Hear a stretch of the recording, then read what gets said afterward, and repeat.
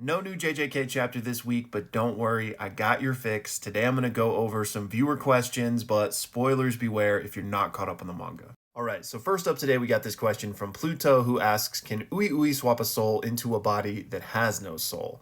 And if so, could he do this with Yuta Okotsu's body? Now, this is a really interesting question, and the short answer is we simply don't have enough information to know.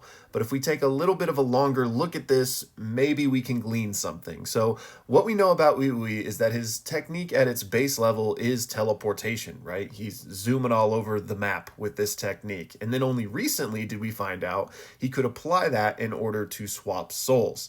Now, what's interesting about this is that we know he doesn't literally swap like the two souls of individuals. He actually swaps the contents of two souls of individuals. And this is touched on when Yuji brings up like, hey, if my soul's in, Yuta's body, won't our bodies start to change? Because as we know from Mahito's idol transfiguration, the body follows the shape of the soul, right? So Ouii works around this by simply swapping the contents of the souls and not the souls themselves. So how does this apply to what we know here? Well, considering the technique is teleportation, he's simply moving something from one place to another, and in the case of a swap, he's swapping the two things. Well, it stands to reason that if we have a dead body, per se, like Yuta Okotsu's, for example, does he still have a soul there? Like, at what point does the soul exit the body? Does the soul exit the body? Is it tied to, being alive or not? These are kind of the philosophical questions that have been all throughout JJK, this whole soul, body, mind connection, right? So because we don't have enough information, we can't answer this for sure, but let's just say theoretically the soul is still there, even in a deceased body. Well, you would imagine that at least if the presence of the soul is there, then the contents probably aren't because you're dead, right? So you could think of it as an empty soul, maybe. Then in that case, perhaps we could teleport the contents of person A's soul into the empty vessel of person B. And I think that would stand to reason as something that would be possible. However, the other side of the equation could be that the soul is just gone once somebody is deceased. And if that's the case, then there's nothing for Ouii to swap person A into because that aspect of them is gone. This is getting wordy and yappy, but hopefully that makes sense. So to answer your question, we don't know, but it could be possible in my opinion. Next up, Difflina wants to know if I can explain why I assume Sukuna got a power boost from consuming his twin. And y'all pause to read the whole thing if you'd like. And Difflina, I'm not sure if you have seen some of my videos talking about that at length. One in particular was a theory that I put out before we found out Sukuna was a twin, explaining my thought process on this. So I am going to link that down below. But the short version is, just like you mentioned here, I think it's a parallel to the Maki-Mai relationship. And like you mentioned, it is kind of a reversion of the nerf insofar as when Mai passed away, Maki kind of realized her full potential.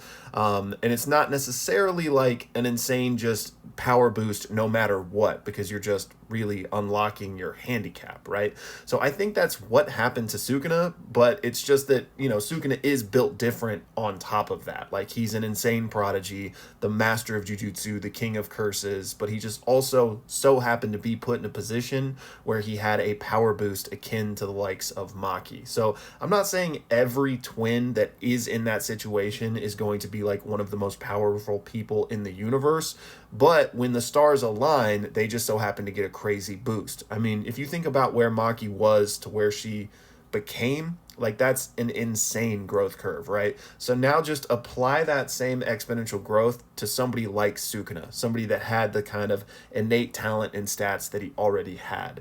Plus, we're getting just like the mirror version compared to Maki, right? Who went in the heavenly restriction direction. Sukuna went in the curse technique direction, kind of like what Mai could have been, like you mentioned. So it's just that I think that it is the same thing. Like, we're like tomato kind of power boost or reversion of the nerf. And then just to touch on a little more here, you mentioned that could Sukuna have activated Shrine in the womb when he absorbed his twin to even further increase his power. And I'm not sure if you guys have seen my theory videos on Shrine, but I do think a possible facet of Sukuna's curse technique could be the literal consumption of people in order to gain power, right? So could he have done that to his twin brother in the womb? And is it possible? Sure, anything's possible, especially with Sukuna. But we do know that typically curse techniques like manifest, and maybe manifest isn't the right word because you are born with it, but you can't really like use them until you're like 6, 7, 8, 9 years old. I believe we found that out in the fan book. So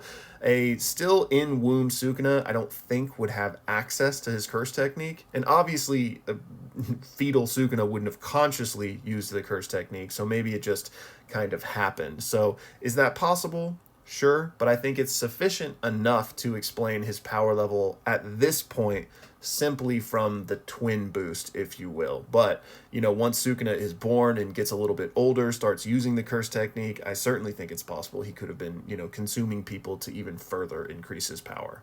Next up, Akabuki wants to know, why didn't Sukuna use Furnace versus Gojo? So let's talk about this. All right, so here's what the narrator told us about why Sukuna didn't use the fire arrow against Gojo. And back when we found this out, I put out a couple videos talking about Sukuna's fire arrows, so you might want to check those out for like a more in-depth explanation of how it works.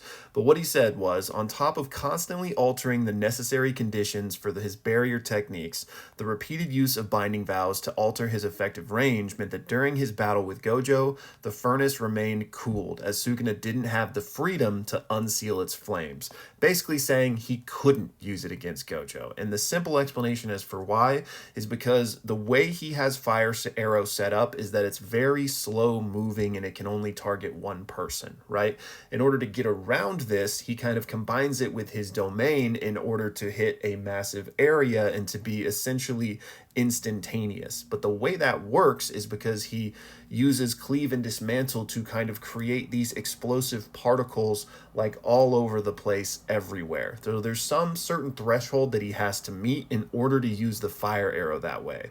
And so what the narrator is saying, due to the fact he was constantly altering the domain with binding vows during the domain clash with Gojo, you know, the both of them kept changing the way they were using domain to try and beat one another. You know, Gojo shrank the domain, Sukuna turned off his sure hit on the inside and only attacked the outside.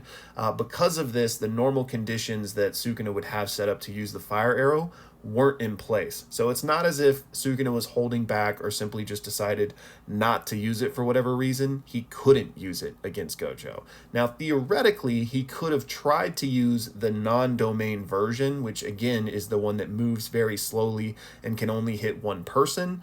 But in that case, I would imagine that Gojo is just going to be too fast and would have been able to dodge it even if he didn't have his Limitless active.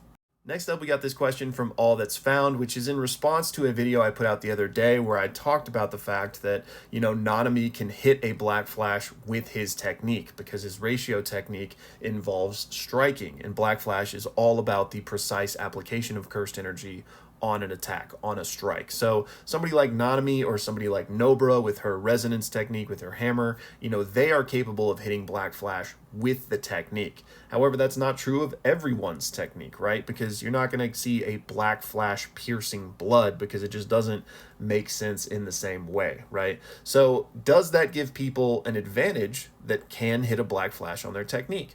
And I would say yes, but everything has pros and cons, right? So Nomi, Nobra, those are people that can hit Black Flash on their technique. It's going to make the technique that much stronger, but they have other faults, right? Because they're not going to be able to have as much range compared to, you know, like a piercing blood or a, you know, Gojo's red. And we could go on and on with examples. So yes, I think in that specific kind of lane, they're going to have an advantage over other people, but, you know, it comes with its disadvantages as well.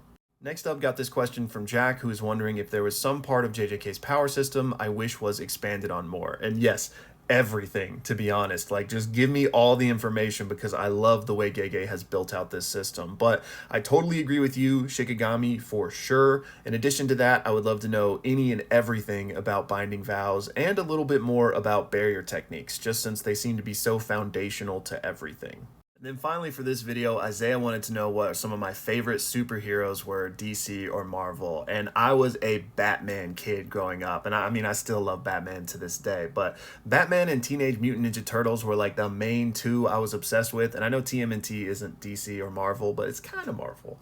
And then Spider-Man, 100%.